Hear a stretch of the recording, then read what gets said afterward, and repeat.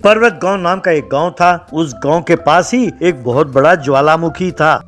उसमें से कभी कभी आग और लावा निकलते थे।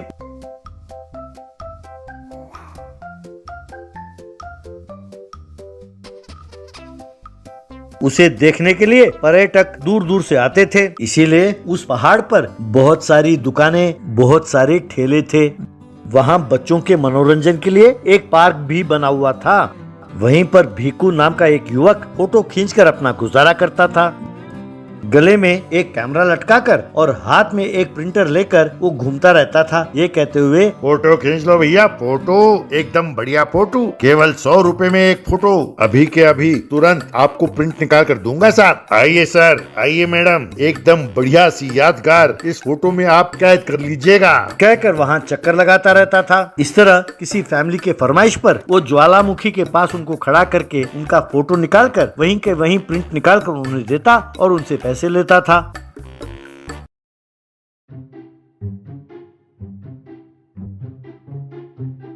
लेकिन ज्यादातर लोग अपने मोबाइलों में फोटो खींचते थे और भिक्कू की बिल्कुल परवाह नहीं करते थे।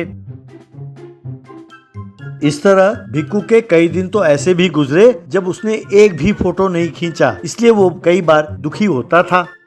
भिक्कू के पिताजी का एक छोटा सा खेत था। उस खेत में वो कई किस्म के सब्जियां उगाते थे और उन सब्जियों को मार्केट में बेचकर पैसे कमाते थे।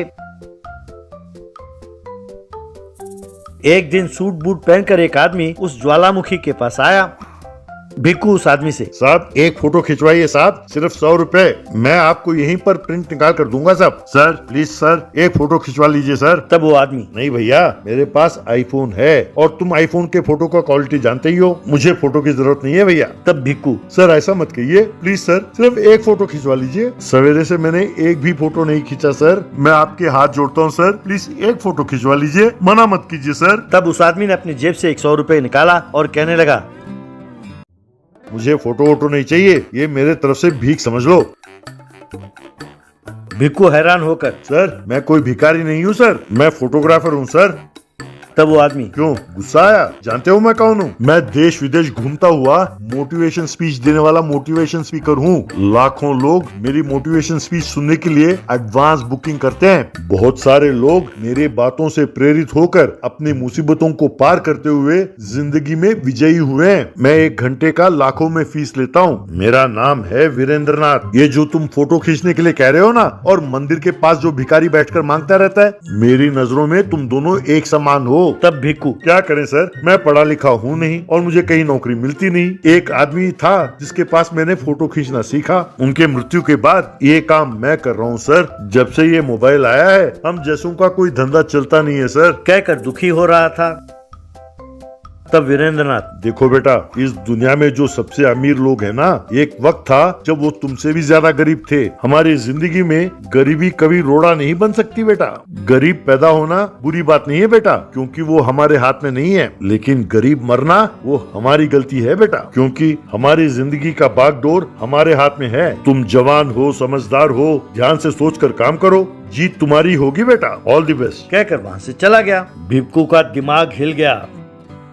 घर जाकर उसने बहुत कोशिश की पर उसे नींद नहीं आई। रात भर बैठा सोचता रहा। तभी उसकी नजर आलू के फसल पर पड़ी जो उसके पिताजी ने काट कर टोकरी में भरा था। तभी उसके दिमाग की बत्ती जली। अगले दिन उसने ठेला लिया और उसमें एक बोर्ड लगाया, हॉट हॉट वोल्केनो पोटैटो। उस ठेले में खाने का सारा इंतजाम करके वो उस ठेले को लेकर ज्वालामुखी के पास गया। भिक्कू, आओ भैया, एकदम बढ़िया सा वोल्केनो पोटैटो। वोल्केनो पोटैटो यानी ज्वालामुखी पोटैटो खाओ। गर्मा गर्म चिकन, मटन, फिश के साथ वोल्केनो पोटैटो खाओ। कहकर आवाज देने लगा। तो उसकी बात सुनकर लोग हैरान होकर ये देखने आए कि ये नई चीज क्या है। भिक्कू ने उन सब के सामने आलू को गर्मा गर्म आग पर सेकने लगा। बाद में उसने एक चम्मच की मदद से आलू को बीच में से खोखला किया और उसमें चिकन और मटन के पीसेस को भरकर उसे तेल में तलने लगा। फिर उसे प्लेट में सजाकर लोगों को परोसने लगा। उसे खाकर उसके स्वाद के लोग दीवाने हो गए। एक आदमी, यार रोज ये डोसा इडली और रोटी खा खा कर थक गए थे। भाई तुम्हारा ये ठेला एकदम नया लग रहा है, सिर्फ नाम में ही नहीं स्वाद में भी अलग है। इस तरह उस दिन से भिक्कू के सारे मुसीबतें दूर हो गईं। उस दिन से भिक्कू वहाँ पर वॉल्केनो पोटैटो बेचता हुआ खुशी खुशी जिंदगी गुजारने लगा।